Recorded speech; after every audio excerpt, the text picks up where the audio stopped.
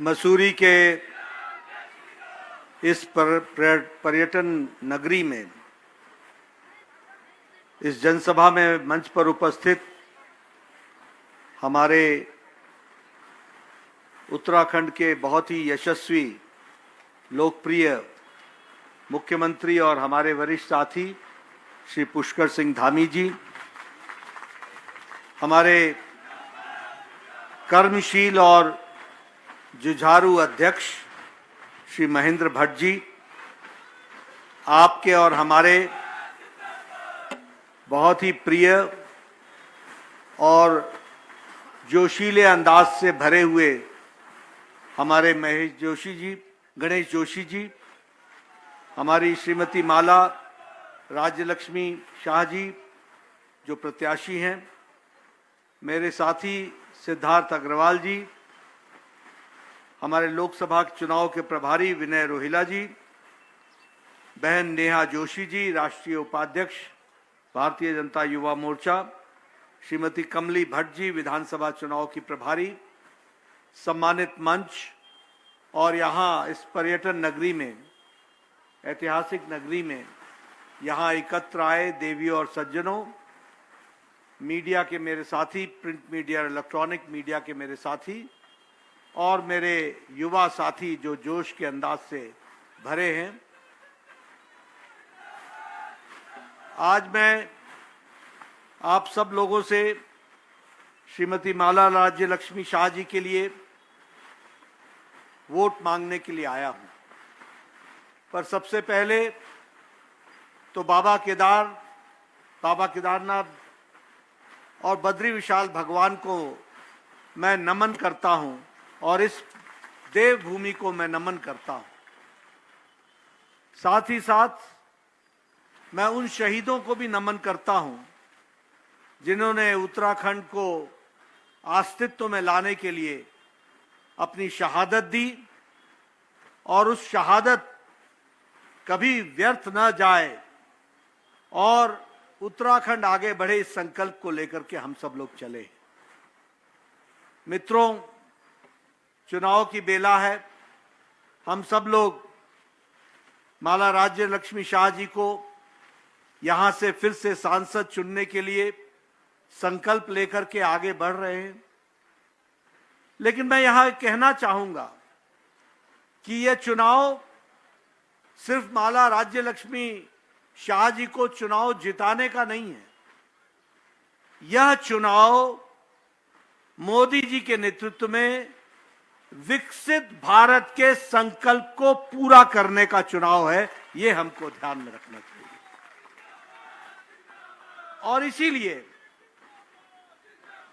यह हमारा सौभाग्य है कि हम ये दिन देख रहे हैं कि हम विकसित भारत के संकल्प को लेकर मोदी जी के नेतृत्व में आगे बढ़ रहे हैं। नहीं तो राजनीति का रवैया, राजनीति का ढर्रा क्या था? 10 साल पहले राजनीति उदासीनता से भरी हुई थी। सामान्य मानवी ये बोला करता था कि राजनीति से कुछ नहीं बदलेगा, यह तो ऐसे ही चलेगा, यहां कुछ बदलने वाला नहीं है, ये तो इसी प्रकार से चलने वाला है, हम तो भगवान भरोसे हैं। आज 10 साल के अंदर मोदी जी ने राजनीति की परिभाषा, राजनीति की संस्कृति, राजनीति का चाल ढाल, राजनीति का तौर तरीका और राजनीतिक दृष्टि से संकल्प की परिभाषा बदल दी है। इसको भी हमको याद रखना चाहिए और इसीलिए अब हम कहते हैं बदलता भारत, बढ़ता भारत, विकसित भारत, इस संकल्प को लेकर के हम आगे बढ़ रहे हैं। मित्रों, मैं यहां आपसे इस बात को कहना चाहता हूं कि प्रधानमंत्री मोदी जी के नेतृत्व में देश कैसे बदला आगे। आपने देखा नेतृत्व का कितना बड़ा असर होता है। कोरोना तो दुनिया में आया, लेकिन अमेरिका के लोग फैसला नहीं कर सके कि अर्थ जरूरी है कि मानवता जरूरी है। यूरोप के लोग तय नहीं कर पाए कि अर्थ जरूरी है, अर्थशास्त्र जरूरी है कि मानवता जरूरी है। जापान, ऑस्ट्रेलिया, रशिया, कोई देश के नेता यह तय नहीं कर पाए कि मानवता जरूरी है या अर्थनीति जरूरी है। और इसीलिए वो कोरोना के दौरान लॉकडाउन लगाया, फिर हटाया, फिर लगाया, फिर हटाया, लगाएं कि नहीं लगाएं, इसके बीच में झूलते रहे। लेकिन मोदी जी के नेतृत्व में सख्त फैसला लिया और सख्ती से लॉकडाउन लगाया और 2 महीने के अंदर देश को कोरोना से लड़ने के लिए तैयार किया। और मोदी जी ने कहा, जान है तो जहान है। और जब हम तैयार हो गए लड़ने के लिए, तो प्रधानमंत्री जी ने कहा, जान भी है और जहान भी है। दुनिया को मिसाल दिखाई। 140 करोड़ का देश, कोरोना से जिस तरीके से मानवता को बचाने का काम मोदी जी ने किया, यह बदलता भारत की निशानी है, यह बदलती तस्वीर की निशानी है। मैं आपके सामने बताना चाहूंगा, नेहा जी ने मेरा परिचय कराया स्वास्थ्य मंत्री के रूप में। मैंने इस देश में बतौर स्वास्थ्य मंत्री देखा है, इस देश में ट्यूबरक्लोसिस की दवा को आने में 25 से 28 साल लग गए। हमारे देश में टेटनस की दवाई को आने में 30 साल लग गए। इस देश में डिप्थेरिया की दवाई को आने में 29 साल लग गए। हमारे देश में ये लेप्रेसी की दवा को आने में 35 साल लग गए। इस देश में जापानी बुखार की दवाई को आने में 100 साल लग गए। 1906 में दवाई बन गई थी, 2006 में भारत में आई। लेकिन कोरोना 2020 को 20 जनवरी को दस्तक देता है। 20 अप्रैल को प्रधानमंत्री टास्क फोर्स बनाते हैं और 9 महीने के अंदर एक नहीं 2 वैक्सीन बना करके भारत को खड़ा कर देते हैं। और 220 crore double dose, 220 crore double dose with booster लगा करके देश को तैयार करते हैं। और दुनिया का सबसे बड़ा वैक्सीन प्रोग्राम होता है और दुनिया का सबसे तेज वैक्सीन। और सुनिए, अमेरिका का व्यक्ति जब भारत के दिल्ली पर उतरता है तो कागज का सर्टिफिकेट दिखाता है कि मेरे को वैक्सीन लग गई है। और भारत का आदमी जब अमेरिका जाता है तो वो अपना मोबाइल नंबर दिखाता है कि मेरे को वैक्सीन लग गई है, उसका सर्टिफिकेशन मोबाइल पे निकाल के दिखाता है। ये डिजिटल भारत है, ये बदलता भारत है, ये बदला हुआ भारत है जो हमको समझने की जरूरत है। पहले हम मानते थे दवाई दो, वैक्सीन दो, फलाना दो, ढमकाना दो। आज भारत 100 देशों को वैक्सीन, कोरोना की वैक्सीन मैत्री में पहुंचाया और 48 देशों को मुफ्त में वैक्सीन पहुंचाई, ये व्यवस्था करके दी है। मित्रों, आप बताइए, आप पहाड़ के रहने वाले हैं, बताइए गांव की तस्वीर बदली है कि नहीं बदली है? बदली है कि नहीं बदली है? आप बताइए, आज प्रधानमंत्री गरीब कल्याण अन्न योजना मिल रहा है कि नहीं मिल रहा है? 80 करोड़ की जनता को मिल रहा है कि नहीं मिल रहा है? आप बताइए, उज्ज्वला गैस कनेक्शन मिल रहा है कि नहीं मिल रहा है? आप बताइए, स्वच्छता अभियान में गांव में शौचालय बन गए कि नहीं बन गए? अब कोई मुक्त शौचालय नहीं जाता है ना? ये फर्क आया कि नहीं आया? आप बताइए, आयुष्मान भारत में आपको इलाज हो रहा है कि नहीं हो रहा है? मित्रों, मैं आपको तस्वीर बताना चाहता हूं, मैं बार बार बताता हूं और मैं यहां भी बताना चाहूंगा। मैं 1993 में एमएलए बन गया था, 1993 में। उस समय मेरा एक्सीएन एग्जीक्यूटिव इंजीनियर पीडब्ल्यूडी मेरे पास आता था, बोलता था नड्डा साहब आप अगले साल की सड़कों का योजना बताओ, योजना बताओ। तो मैं उसको योजना बताता था, फलाने गांव से फलाने गांव सड़क, फलाने गांव से फलाने गांव सड़क। तो 40 सड़कें मैं दे देता था कि ये 40 सड़कें हैं। और जब बजट आता था तो मुझे 40,000 रुपए बजट में मिलते थे। मैं बोलता था ये 40,000 40 सड़कों में कहां लगाऊंगा, ये स्थिति थी। मैं जब एमएलए बना तो मेरे इलाके में 90% सड़क नहीं थी, मुझे पैदल जाना पड़ता था। और आज प्रधानमंत्री ग्रामीण सड़क योजना के तहत लगभग 3 लाख से ज्यादा गांवों को पक्की सड़क से जोड़ दिया गया। आज कोई गांव बिना सड़क के नहीं। मैं ठीक बोल रहा हूं कि गलत बोल रहा हूं? गांव के लोग बताओ, सही बोल रहा हूं कि गलत बोल रहा हूं? आप लोग पहले 20 साल पहले, 10 साल पहले शादी में जाते थे ना, तो एक बारात अटेंड होती थी, एक बारात, और बोझा ले जाते थे, होल्ड ऑल ले जाते थे, बेडिंग साथ ले जाते थे कि नहीं ले जाते थे? देखा है उस दिन की नहीं? हमारे फौजी भाई बताए कि आप 10-10 किलोमीटर अपना ट्रंक उठा करके जाते थे कि नहीं जाते थे? होल्ड ऑल लेके जाते थे कि नहीं जाते थे? और आज आप सेल्फ स्टार्ट गाड़ी सड़क से स्टार्ट करते हो और 4 शादियां अटेंड करके आते हो, 15 गांव घूम के आते हो, और घर में वापस आकर के अपने घर में आकर के सोते हो। यह परिस्थिति आकर के खड़ी हुई है। मैं जब एमएलए बना तो बहनें हमको गर्मियों में बोलती थी कहां था तू, क्योंकि उनको 3-3 किलोमीटर नीचे उतर करके पानी भरना पड़ता था। बोलती थी कि मेरे दिन के 6 घंटे जाते हैं, क्या कमाऊंगी, क्या खिलाऊंगी, क्या घर देखूंगी? 3-3 किलोमीटर नीचे उतर करके। ये था कि नहीं था बताओ? आज घर घर पानी है कि नहीं है? आज सबके घर में बाथरूम है कि नहीं है? और पानी आ रहा है कि नहीं आ रहा है? और सबने बड़े बड़े टैंकियां बनाई है कि नहीं बनाई है? मैं गांव का रहने वाला आदमी हूं, सब बोलते पानी आया, पानी आया। मैं बोला पानी छोड़, टैंक दिखा मेरे को, टैंक दिखा। क्योंकि मुझे मालूम है कि 2 कमरों के बराबर का तो इसने टैंक बना रखा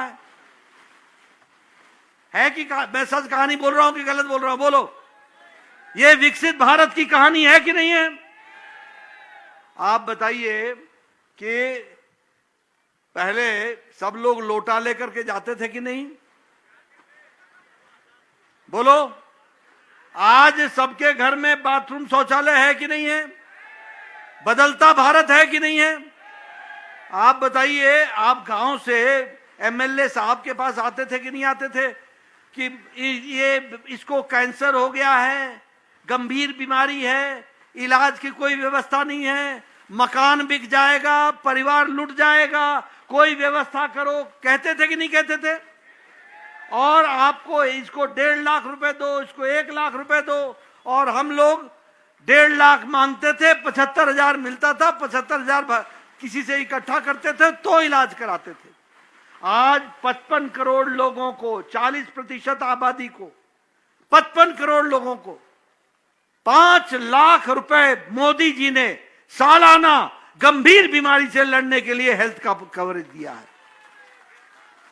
और कल के मैनिफेस्टो में यह जोड़ दिया है कि 70 वर्ष से ऊपर का कोई भी व्यक्ति होगा, किसी भी वर्ग का होगा, बीपीएल होगा, एपीएल होगा या मध्यम उच्च वर्ग का भी होगा, सबको आयुष्मान भारत का लाभ मिलेगा। यह व्यवस्था कर दी है। किसी ने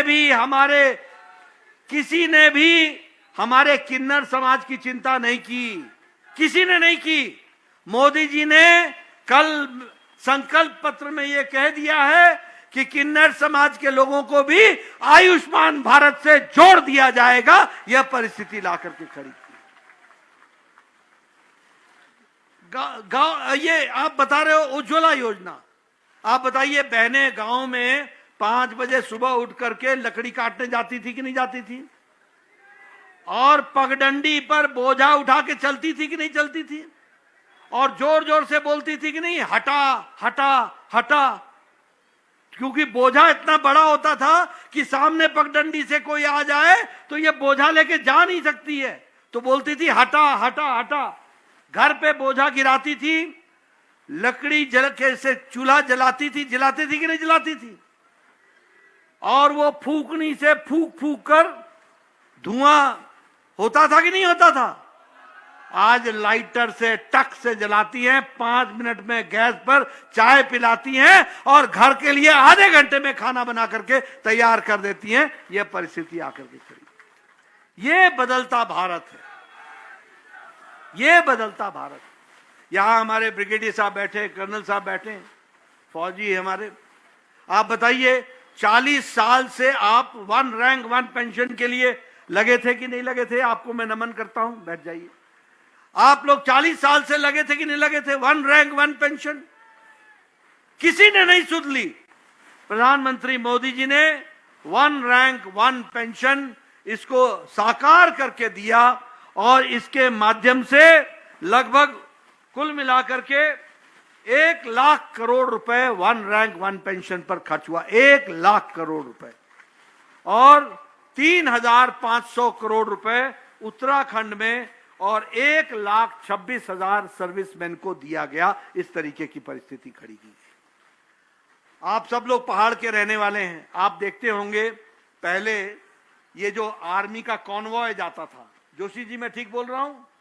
आगे लाल झंडी होती थी और आगे हरी झंडी होती थी, पीछे लाल झंडी होती थी और 40-40 कॉन्वॉय जाता था। सड़कें रोक दी जाती थी। एक ब्रिज को क्रॉस करने में कितना समय लगता था? और अगर लेह लद्दाख जाना हो तो 7-7 दिन 8-8 दिन लगते थे। यह परिस्थिति हमने देखी है। आपको जानकर खुशी होगी कि प्रधानमंत्री मोदी जी ने पिछले 10 साल में double lane all weather road और डबल पुल 13,525 किलोमीटर की सड़क बनाई है 13 बॉर्डर एरिया में। और उत्तराखंड में 22 प्रोजेक्ट्स में 947 किलोमीटर की सड़क बन रही है। 947 का। आपका एक तरफ नेपाल लगता है, एक तरफ चाइना लगता है। बॉर्डर की सड़कें बन रही हैं और उसके दृष्टि से विकास के काम को आगे बढ़ाने का काम चल रहा है। इसको भी हमको समझना चाहिए। मैं यहां आपसे यह भी कहना चाहूंगा कि उत्तराखंड को प्रधानमंत्री मोदी जी ने मुख्य धारा में रखा है। आपको टैक्स में से जो डिवोल्यूशन में पैसा मिलता है, मोदी जी ने उत्तराखंड को 4 गुना बढ़ा दिया, 4 गुना बढ़ा दिया। और उसी तरीके से ये जो ग्रांट इन एड दी जाती है, इसको दुगना कर दिया गया है, दुगना कर दिया गया है। देखिए, मोदी जी ने राजनीति की परिभाषा बदली और राजनीति की सोच भी बदली।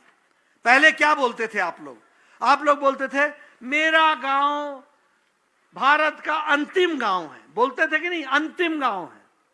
मोदी जी ने वाइब्रेंट विलेज में यह कहा कि वो अंतिम गांव नहीं है, वो भारत का पहला गांव है और पहला गांव की दृष्टि से उसका विकास। और 51 गांव उत्तराखंड के भी तय हुए हैं। 758 करोड़ रुपए खर्च होगा और 500 डिफरेंट प्रोजेक्ट्स में वो काम चल रहेगा। इसको भी हमको ध्यान में रखना है। बोलो, 4 धाम सड़क बन रही है कि नहीं बन गई? बनी ना? आप बताइए, कर्णप्रयाग से रेल प्रोजेक्ट चल रहा है कि नहीं चल रहा है? आप बताइए, केदार धाम का रिकंस्ट्रक्शन हो गया कि नहीं हो गया? आप बताइए, विकास के दृष्टि से मसूरी में भी पर्यटन के दृष्टि से काम चल रहे हैं कि नहीं चल रहे हैं? आप बताइए, उत्तराखंड यूनिफॉर्म सिविल कोड में नंबर 1 पर आ गया कि नहीं आ गया? आप बताइए। मुझे खुशी है कि पुष्कर जी ने आयुष्मान भारत के साथ अटल आयुष्मान भारत भी जोड़ दिया है और इसमें 52 लाख कार्ड्स इशू किए गए हैं अब उत्तराखंड में कोई भी ऐसा नहीं है जिसको 5 लाख रुपए का हेल्थ कवर नहीं मिला है। सालाना सबको मिला है। इस तरीके की व्यवस्था की गई है। टिहरी में ऑल वेदर रोड बन गया है। देहरादून में नया टर्मिनल एयरपोर्ट का बन गया है। और आपको जानकर खुशी होगी कि ये एयरपोर्ट टर्मिनल साल भर में 47 लाख पैसेंजर उतरते हैं आपके देहरादून के एयरपोर्ट पर। यानी 47 लाख से ज्यादा पर्यटन के लोग आपके यहां आते हैं। इस तरीके की व्यवस्था की गई है। स्मार्ट सिटी में भी देहरादून को जोड़ा गया है और उसी तरीके से विकास के काम को आगे बढ़ाया गया है। अभी आप राज्य लक्ष्मी जी को आप चुनाव जिताएंगे और इसके बाद अभी जो सूर्य योजना के दृष्टि से कार्यक्रम चलेगा, हर घर सौर ऊर्जा का प्रोडक्शन होगा। अब आपका बिजली का बिल आने वाले समय में जीरो हो जाएगा और आप ही बिजली पैदा करेंगे और आपकी बिजली सरकार खरीदेगी और उसके बदले आपको पैसा देगी। आप यानी बिजली में खर्च नहीं होगा, बिजली अब कमाई का साधन बन जाएगा। इस तरीके से काम चल रहा है, उसको आगे बढ़ाने का काम किया है। मित्रों, अगर मैं आपको जानकर खुशी होगी, प्रधानमंत्री किसान सम्मान निधि और उस सम्मान निधि में आप लोग भी जोड़ करके उसको आगे बढ़ाते हैं। उस किसान सम्मान निधि को तय किया है कि अगले 5 वर्षों तक वह किसान सम्मान निधि चलती रहेगी। इस बात को तय हुआ है। प्रधानमंत्री गरीब कल्याण अन्न योजना चलता रहेगा। और उसी के साथ साथ जहां अब मैं घर की बात बता दूं आपको, मैं जब एमएलए था और बना था तो उस समय मेरा वीडियो मैं बार बार सुनाता हूं, जहां जाता हूं वहां सुनाता हूं, क्योंकि जब तक आपको अंधेरा का अंदाजा नहीं होगा तब तक उजाले का महत्व समझ में नहीं आएगा। जब तक आपको अमावस्या नहीं जानोगे कि अमावस्या की अंधेरी क्या होती है, तब तक पूर्णमासी के प्रति आदर पैदा नहीं होगा। मैं आपको बताता हूं, हमारा वीडियो हर साल मेरे पास आता था, नड्डा साहब आपको इंदिरा आवास योजना में 2 घर मिले हैं, बताओ किसको देंगे। मैं बोलता था भैया तू ही रख ले, जिसको मर्जी दे दे, मैं क्या दूंगा। यहां एक जगह पर 40-40, 50-50 लोग एक गांव में मांग रहे हैं, तो मैं क्या करूंगा। आज आपको जानकर खुशी होगी कि प्रधानमंत्री आवास योजना में 4 करोड़ घर पक्के मकान बन गए हैं, with bedroom, with drawing room, with courtyard, with शौचालय, विथ गैस का कनेक्शन, विथ रसोई घर। 4 करोड़ घर बन गए हैं। और अभी संकल्प पत्र में हम लोगों ने तय किया, मोदी जी ने तय किया, 3 करोड़ घर और बनेंगे, उसकी भी व्यवस्था की गई। ये हमारे भट्ट जी, हमारे धामी जी, ये सब पुराने एमएलए हैं, इनसे पूछिए। हमारे जोशी जी, इनसे पूछिए कि उस समय एक पंचायत में कितना पैसा आता था। 2 लाख, 2.5 लाख, 3 लाख। आज एक पंचायत में 3-3, 4-4 करोड़ रुपए विकास के लिए आ रहा है। इस तरीके से व्यवस्था हुई है। इसलिए मित्रों, आपसे मैं ये गुजारिश करने आया हूं कि आप बोलिए, राज्य लक्ष्मी जी को चुनाव जिताएंगे। मैं पीछे से आवाज सुनना चाहता हूं, जिताएंगे। इधर से सुनना चाहता हूं, जिताएंगे। पूरी ताकत लगाएंगे, अधिक से अधिक मतों से जिताएंगे। मित्रों, एक तरफ तो मैंने आपको विकास की कहानी बताई, विकसित भारत का संकल्प बताया। दूसरी ओर क्या हो रहा है आप देखो। अब हमारा संकल्प पत्र, एनडीए का संकल्प पत्र, बीजेपी का संकल्प पत्र, उनका क्या संकल्प पत्र है। लालू का अलग संकल्प पत्र है, राहुल का अलग संकल्प पत्र है, अखिलेश का अलग संकल्प पत्र है, डीएमके का, स्टालिन का अलग संकल्प पत्र है। ये कैसा संकल्प है भाई। आपस में ही मिलने का संकल्प नहीं है तो और क्या करोगे, क्या विकास करोगे, इसको समझो।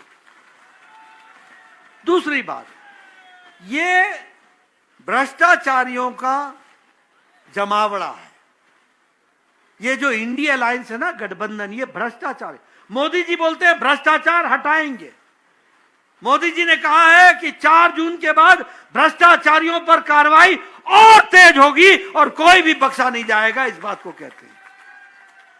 और वो कहते हैं भ्रष्टाचारियों को बचाएंगे। भ्रष्टाचारियों को बचाने के लिए वो काम कर रहे हैं। दूसरा, उनको आपसे कोई लेना देना नहीं है। उनको लेना देना है तो अपने परिवार से लेना देना है, परिवार को बचाने में लगे। आप बताइए, कांग्रेस पार्टी का इतिहास है कि नहीं है? कोयला घोटाला किया था कि नहीं किया था? जरा जोर से बोलो, कोयला घोटाला किया था कि नहीं किया था? ये 3G का घोटाला किया था कि नहीं किया था?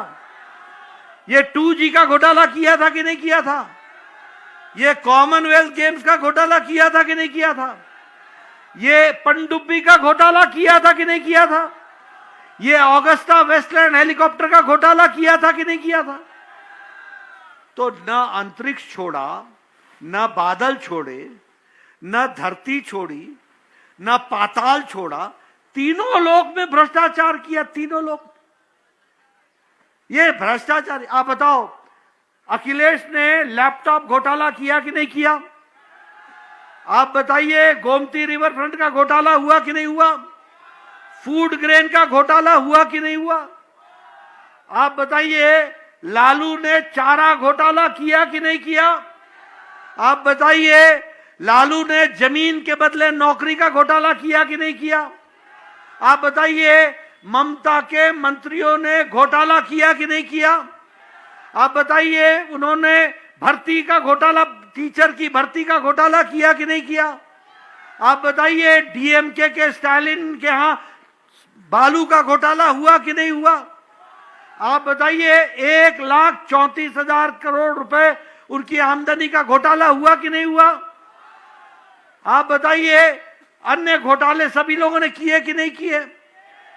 ये सब घोटाले पे घोटाला है और ये सब परिवार की पार्टी है। फरूक अब्दुल्ला परिवार की पार्टी, बादल परिवार की पार्टी, चौटाला परिवार की पार्टी, अखिलेश डिंपल परिवार की पार्टी, लालू राबड़ी तेजस्वी तेज प्रताप परिवार की पार्टी, ममता भतीजा भाईपो अभिषेक परिवार की पार्टी, करुणानिधि उदयनिधि स्टालिन परिवार की पार्टी, केसीआर केटीआर परिवार की पार्टी, ये उद्धव ठाकरे आदित्य ठाकरे परिवार की पार्टी, शरद पवार सुप्रिया सुले परिवार की पार्टी। बोलो, ये सब परिवार की पार्टियां हैं कि नहीं है? ये राहुल गांधी, सोनिया गांधी, प्रियंका गांधी परिवार की पार्टी। तीनों के तीनों एग्जीक्यूटिव के सदस्य हैं, तीनों के तीनों पार्टियां चला रहे हैं। तो ये परिवार की पार्टियां, इनको आपसे कोई लेना देना नहीं है। आपकी चिंता करने वाले हैं तो प्रधानमंत्री मोदी जी हैं और भारतीय जनता पार्टी है, ये आप समझ लीजिए। और बड़ी बात देखो, बताओ, राहुल गांधी बेल पर है कि नहीं है? आप बताओ, सोनिया गांधी बेल पर है कि नहीं है? आप बोलो, चिदम्बरम बेल पर है कि नहीं है? आप बताओ, कार्तिक चिदम्बरम बेल पर है कि नहीं है? संजय सिंह बेल पर है कि नहीं है? डीएमके के नेता बेल पर है कि नहीं है?